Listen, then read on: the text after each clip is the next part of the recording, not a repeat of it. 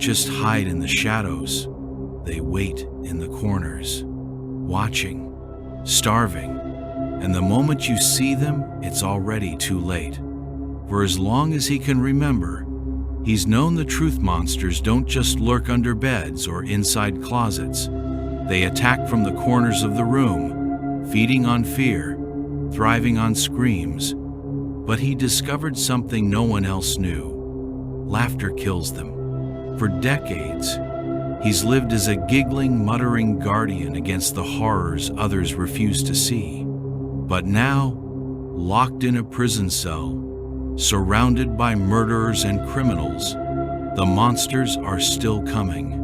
And when the screaming starts, everyone will realize he wasn't the real threat. They were. Turn up the lights.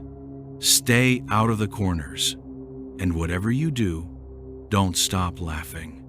They don't just hide in the shadows. They wait in the corners, watching, starving.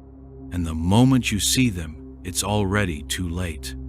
For as long as he can remember, he's known the truth monsters don't just lurk under beds or inside closets.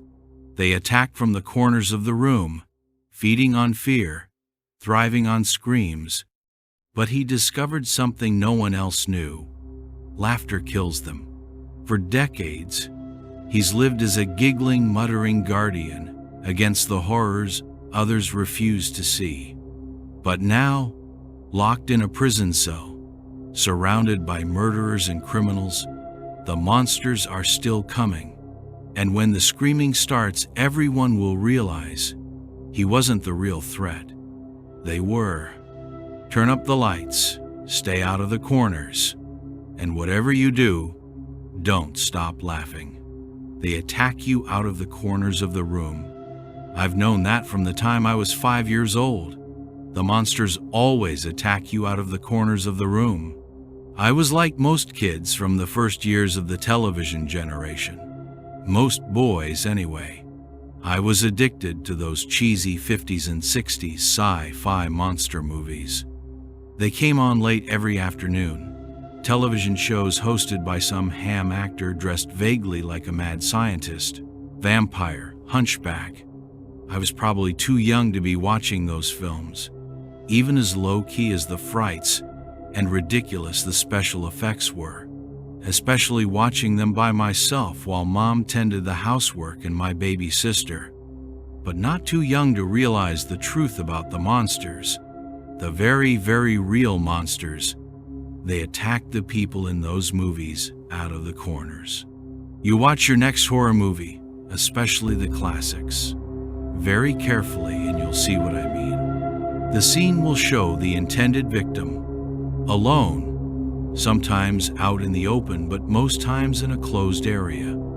The victim will be moving about, probably even be aware of a deadly beastie lurking nearby, but oblivious to where the creature actually was.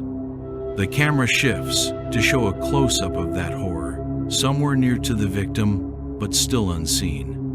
Then back to a wider shot of the victim, who will then turn in just the right direction, just in time, to see the monster lunge out and attack them. Attack them from off-camera. Attack them from the corner of the room. This corner, of course, is against the fourth wall, the audience perspective side of the movie screen. So the monster would be coming from the same side of the set as where the cameras would be, because coming from off-camera added to the scariness of the monster. It wasn't as scary if you saw the creature just walk up casually to the victim before they attacked, was it? The scare was the important part. I soon realized the rules of monster attacks. 1. Attack out of the corners, where they can't see you lurking. 2. Don't attack until just as they see you. 3. Wait for them to scream. That's how the monsters feed, you see. They need the fright and the scream. I never stayed in a room alone unless I could hug the walls, especially the corners. Can't sneak up on me if I occupied their hiding spot, after all. They also didn't attack if you were with someone. So I followed my mom everywhere, no matter how it bothered her. As for bedtime, well, we all knew monsters were in the closets or under the bed. Most kids spent long, fretful nights waiting for the horrors to come creeping out and attack. But I had them beat at their own game. I slept on my stomach, head and eyes, buried in the pillow. I learned to wake with my eyes still closed, in case something was waiting for me to open my eyes and see. Paranoid? Maybe. But I slept better than any of my friends did, let me tell you. Monsters are actually weak. They can't attack you, devour you, rip you up, unless they surprise you first. If they don't get that fright from you, they don't have the strength to kill you. I grew bold enough to step away from the walls, but never so far away I couldn't see the walls, see the corners, and I watched for them, waited for them, and eventually I saw one. The first one came at me in the boys' restroom in elementary school. I never went by myself unless I was desperate, and then I chose the urinal closest to a wall, closest to a corner. So, He finally found me there, coming out of a corner behind me, sidling up with my back almost turned but not enough to see him first approach, whispering vague sarcasms and disparagements aimed to frighten and dishearten me. I was frozen, in spite of myself, when I heard his whisper. I knew what he wanted. I knew he needed me to turn around to see him and scream. I closed my eyes and spun around, willing myself not to look, not to scream, not give him the strength to attack. I expected him to roar and terrify me. Instead, I heard him sputter. I opened one eye, then the other. I faced a gray, pulsing blob half my size. Flabby arms were swiping at where a face should have been, batting at liquid, my liquid. I had peed on the thing when I whipped around before zipping up. The short gray gelatin shook its excuse for a head. That bulb was on top of the space where shoulder should be, so it had to be a head, to clear off the last of my pee, and opened its watery eyes. It stared up at me with an indignant air and opened a slash of a mouth to spit out equally indignant words. "How dare you attack me, you miserable, worthless worm? I am your better, your nightmare, a thing not to be trifled with. I am thee. Are you listening to me?" I was listening, but I was also struggling to keep a straight face. The thing was frightening at first glance, even when covered in piss. But the wheedling, high-pitched voice coming from the pulsing, puke-like blob was less than scare-worthy. Still, it was doing its poor little best. "How dare you look at me with less than terror?" It continued to rant, though its voice was only growing more squeaky than sinister the louder it raged. "I know your secrets. I know your terrors. I am the creeping doubt." And with that it raised its squishy form up as tall and terrifying as it could, which was not much more than it had been. It was as pathetic as it was comical. Not being able to help myself, I exploded into a cascade of helpless laughing, and at the sound of my laughter, the thing let out a strangled gurgle of pain and shock, and vanished, gone in a puff of greasy smoke. That's when I realized I had the answer. Laughter. I had the weapon the monsters could not fight against. Laughter. The anti-scream, the positive that banishes the negative. So, I watched for them after that, hunted them, did my best to see them. And when I do, I laugh.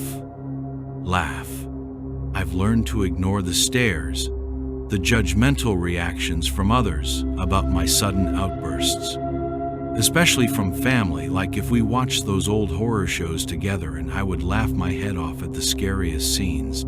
I had to laugh to protect us, you see, because the monsters knew I was onto them and kept coming for me. Knew I was slaughtering their kin by the thousands with my laughing, kept trying to sneak up on me and attack me when I wasn't expecting them, kept trying to attack me out of the corners. I was shunned a lot growing up. I didn't mind. I needed to be vigilant for the monsters. I always managed to be the student with the desk in the corner of every classroom. Get the table closest to a wall at lunch. Sat with my back to the window on the bus or the subway.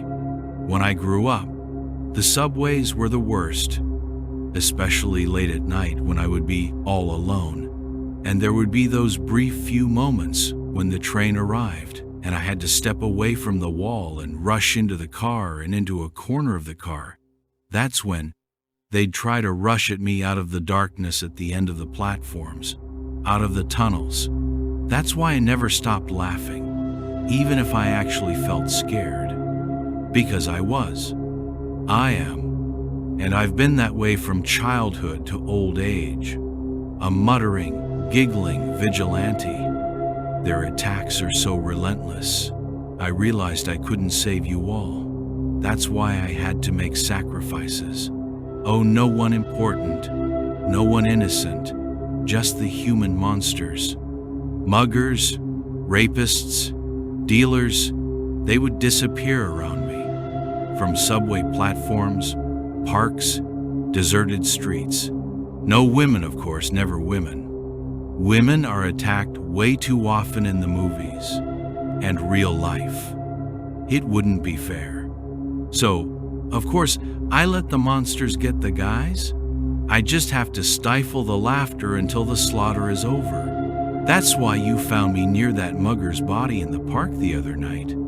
I didn't kill him. I mean, really, does 5'4" little pudgy me look capable of biting half of a guy's head off? Or that meth head biker you locked me up with in here that first night? Could I have ripped off both his arms like that? Shoved one of them up his? Well, do I look like I could? And since I've been locked up alone since then, how do you explain the bloodbath in the other cells last night? I tried yelling at them to huddle in the corners and keep their eyes shut. Or at least keep laughing, like I did all alone in my cell. That wino in the cell across from mine, who thinks he's Justine Bieber. He never stopped laughing, and he's still with us. In fact, Detective, I appreciate that you've got the lights turned up in our interrogation room here. I was expecting the old spotlight lamp on me bit and the rest of the room dark. But you might want to tell your buddies on the other side of that mirror behind you to turn up their lights, because I wouldn't be surprised if they've got guests coming out of the corners of their room and, yup, there goes the screaming.